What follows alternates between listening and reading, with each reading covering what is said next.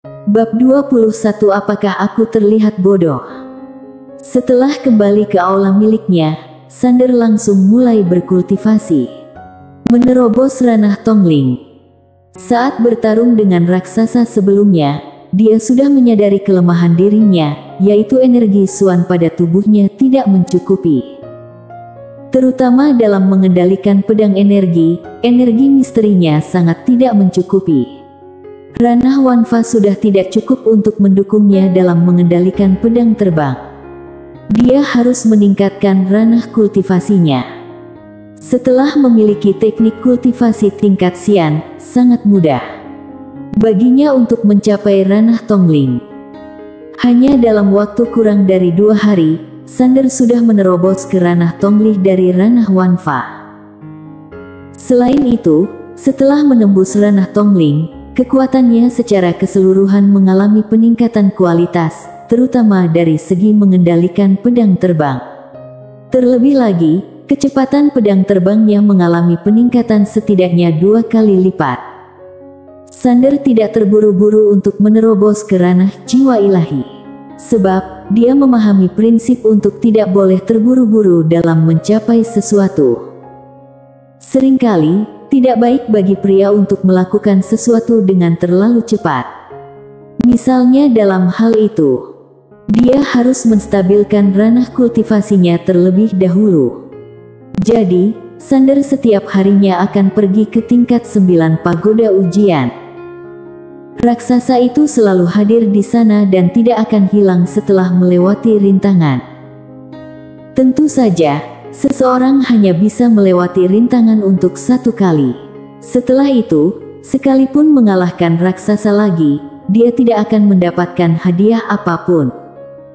Kali ini, Sander datang untuk menantang raksasa. Dia ingin melatih kekuatan tempur nyata dirinya. Di lokasi, raksasa itu langsung menebas ke arah Sander dengan kapak raksasa di tangannya. Ranah kultivasi Sander memang telah meningkat, tetapi dia tetap tidak bisa berhadapan secara langsung dengan raksasa ini. Jadi, dia hanya bisa menghindar dengan menyedihkan. Selain itu, Sander juga tidak berencana untuk berhadapan secara langsung dengan raksasa ini. Untuk menghadapi raksasa ini, dia harus memanfaatkan kelebihan dan menghindari kelemahan dirinya. Kelebihan Sander adalah kelincahan. Jadi, dia harus memanfaatkan kelincahan ini.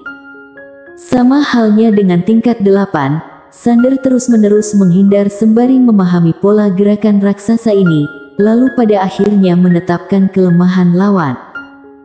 Dia juga mengerti bahwa pertahanan yang terbaik adalah menyerang. Namun, hal ini tergantung pada lawan. Dengan kekuatannya yang sekarang, dia sama sekali bukan tandingan raksasa ini, jadi dia hanya bisa bersikap lebih pengecut. Awalnya, Sander tampak sangat menyedihkan dan berkali-kali hanya berhasil menghindari serangan raksasa itu secara tipis.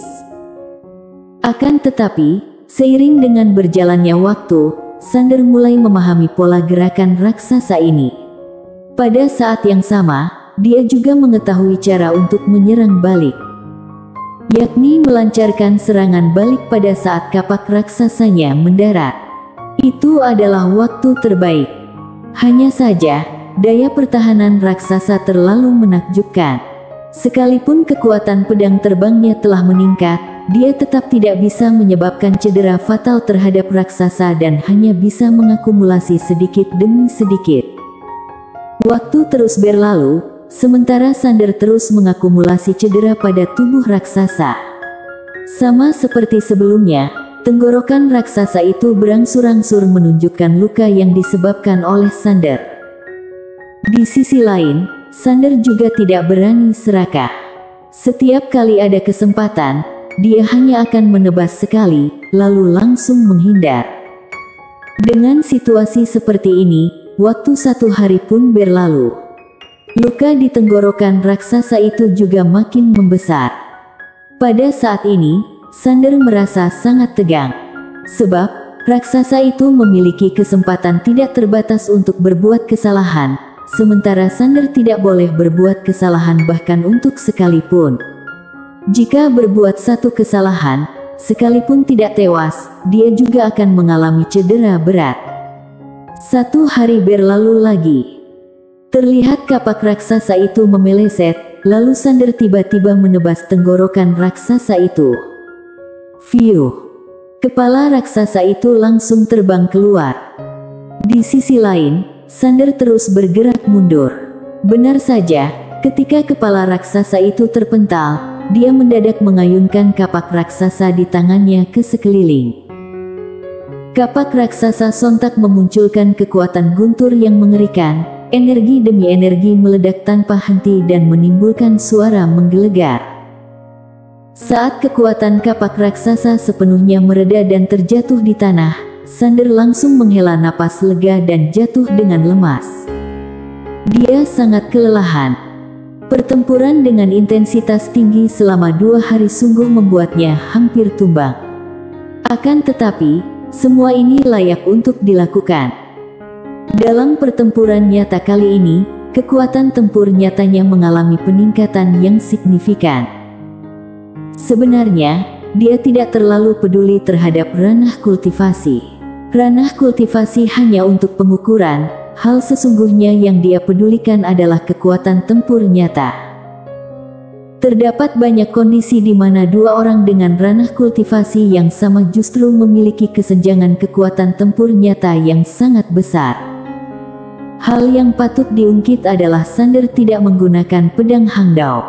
Jika menggunakan pedang Hangdao, dia yakin bisa menghabisi raksasa itu pada ronde pertama. Daya pertahanan raksasa bisa melindunginya dari pedang energi Sander, tetapi pasti tidak bisa melindunginya dari pedang Hangdao. Hanya saja, Sander tidak menggunakannya karena tidak ingin terlalu bergantung pada benda eksternal. Sander hanya akan menggunakan pedang Hangdao pada momen genting. Sander beristirahat sangat lama sambil berbaring di tanah, lalu hendak pergi. Pada saat ini, seorang pria tiba-tiba muncul di lokasi. Sander tertegun ketika melihat orang yang datang. Orang itu adalah Gary. Gary juga tertegun ketika melihat Sander. Dia melihat kapak raksasa yang terjatuh di tanah yang tidak jauh dari mereka, lalu bertanya, "Sander, apakah kamu baru mengalahkan raksasa itu?" Sander mengangguk seraya menjawab, "Benar." Gary seketika mengacungkan jempolnya dan berkata, "Hebat." Sander berkata sembari tersenyum, "Apakah kamu juga datang untuk menantang raksasa itu?" Gary mengangguk dan berkata, "Benar, aku mempelajari cukup banyak hal dari pertempuran sebelumnya. Jadi, aku ingin berduel dengannya lagi." Sander menyunggingkan senyuman. Dia paham bahwa seringkali satu-satunya cara untuk tidak merasa takut adalah dengan mengalahkan ketakutan.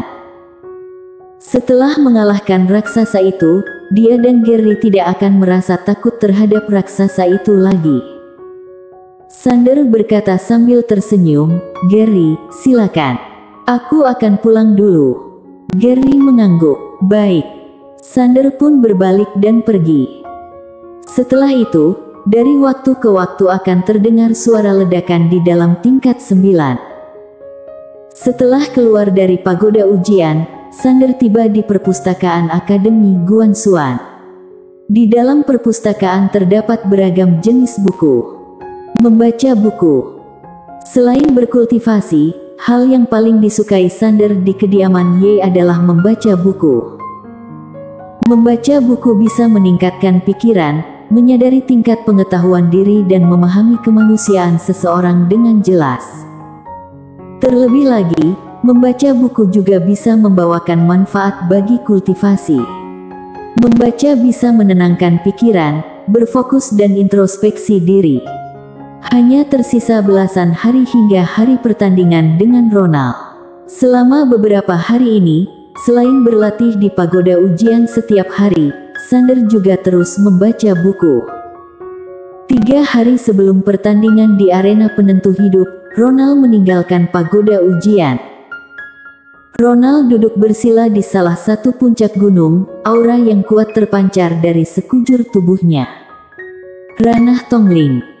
Berkultivasi dengan giat di pagoda ujian memberikan perubahan yang relatif besar terhadap kekuatannya. Saat ini, William muncul di sisi Ronald dan berkata sambil menatapnya, "Bagaimana dengan hasil latihan teknik bela diri itu?" Ronald menyahut dengan percaya diri, "Sudah berhasil dipelajari." William menyunggingkan senyuman puas setelah mendengar jawaban ini. Ronald tiba-tiba bertanya, "Apa yang dilakukan Sander selama beberapa waktu ini?" William menjawab, "Setiap harinya, selain berkultivasi di pagoda ujian, dia hanya membaca buku di perpustakaan." Ronald sedikit mengernyitkan alis dan berkata, "Dia di tingkat berapa?" William menggeleng sembari berkata, "Aku tidak tahu, biar ku selidiki." Ronald justru menggeleng, "Tidak perlu." William menatap Ronald yang berkata sembari menunjukkan ekspresi datar, "Aku akan membunuhnya 3 hari lagi." William berkata sambil tersenyum, "Baguslah jika kamu merasa percaya diri." Ronald mengangguk pelan, lalu perlahan-lahan memejamkan mata. William berbalik dan pergi. Tidak lama kemudian, dia tiba di pagoda ujian. Dia tidak menuruti perkataan Ronald karena berpikir harus tetap berwaspada. Dia ingin melihat Sander sedang berkultivasi di tingkat berapa. Pada saat ini, Sander yang baru meninggalkan perpustakaan langsung pergi ke pagoda ujian. Kemudian, dia berjalan memasuki pagoda ujian. William bergegas masuk mengikutinya.